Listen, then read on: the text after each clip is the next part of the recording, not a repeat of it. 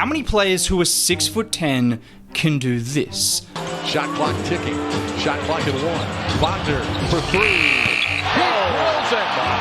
What might look like a highlight play that almost no one in the league at his size could pull off, that's just a regular move for Franz Wagner. And despite averaging 24 points, nearly 6 rebounds, and nearly 5 assists per game at just 23 years old, I don't think NBA fans realize quite how good Franz Wagner actually is. I mean, he's good enough to drop 32 points and 8 assists, leading his team to a victory against the Celtics in Game 3 of the playoffs. He was good enough to have a 37-point, 11-assist game against the Lakers last season, hitting them with this dagger.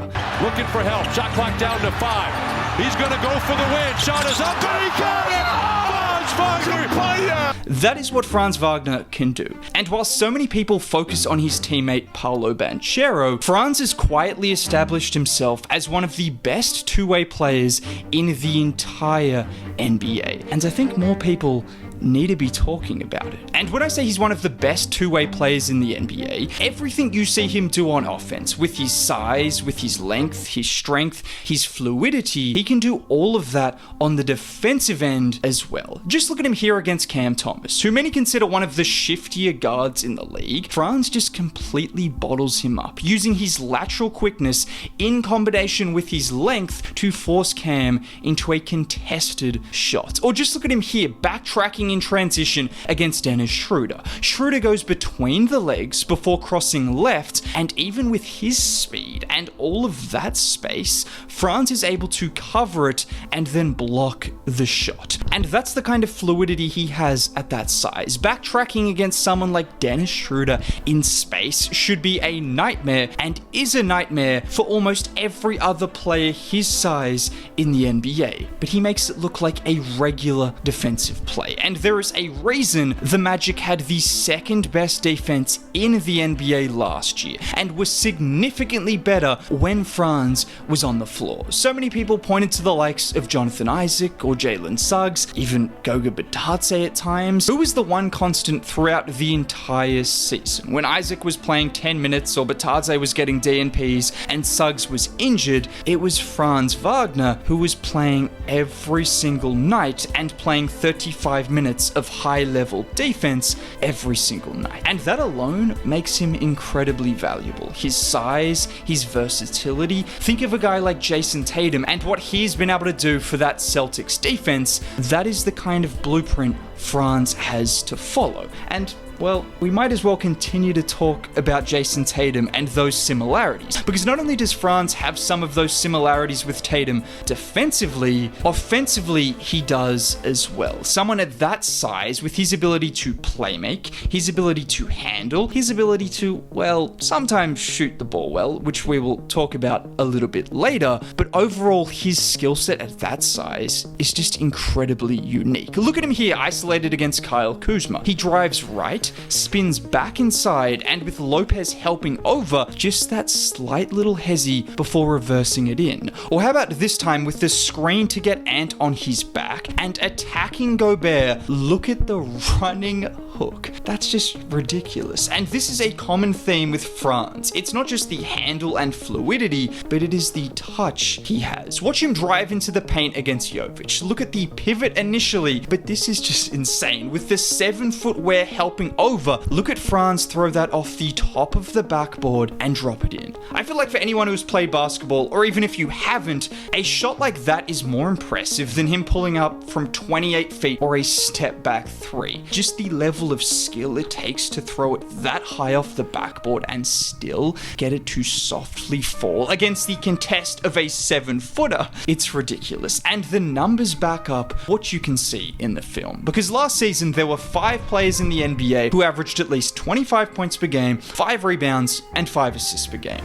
Giannis Antetokounmpo, Nikola Jokic, Jason Tatum, Luka Doncic, and Cade Cunningham. All players who made all NBA teams. 4 players who have been in MVP conversations pretty much the last 5 seasons, and Cade Cunningham, of course, who is considered a superstar. Now, why do I mention this? Because Franz Wagner averaged 24 points, 5.7 rebounds, and 4.7 assists. And if you just look at the list of players who averaged at least those numbers, I mean, it's still incredible company, and a list of players that are pretty much all considered untouchable franchise players. Yet for whatever reason, I don't think a lot of the general NBA public sees Franz in the same light, in spite of doing this on top of being one of the best defenders in the league. And not to mention, in addition to all of those individual statistics, his impact stats are even better. When you look at how much better the Magic have been since he got drafted when he is on the floor,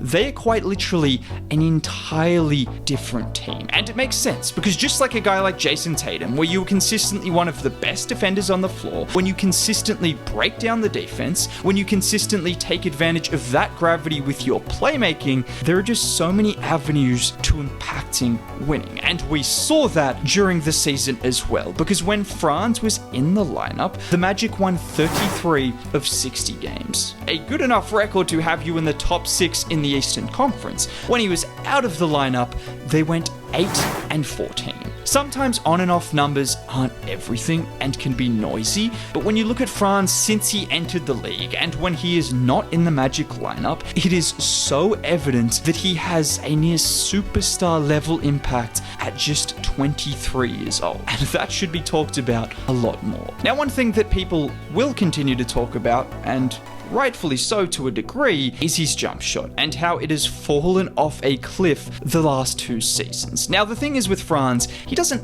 actually need a jump shot. I just told you all of what he's doing and all of what he's contributing to winning whilst shooting 29% from 3. But if he can get back to 35% from 3, if he cannot have horrendous shooting series like he did against the Celtics, where he shot 18% from 3, which was the difference between him having a highly efficient, incredible series against an elite team and, well, a less efficient, pretty good series against an elite team. If he can just become a league average shooter. And I know you could say that for so many players like Amen Thompson, but the difference is we have seen Franz already do this. His first couple of years in the league, he was he was a good shooter at times. He is good from the free throw line. He has really good touch. He has solid mechanics with a slight dip, but there is all of the makings of him being a solid shooter. For whatever reason, the last 2 years, he's just forgotten how to shoot the ball. And he can still make an impact at a high level without shooting, but if he can take it to that next level, well, his game is going to come along with him. And if he is a good shooter in addition to everything else he does, Franz Wagner won't just be a good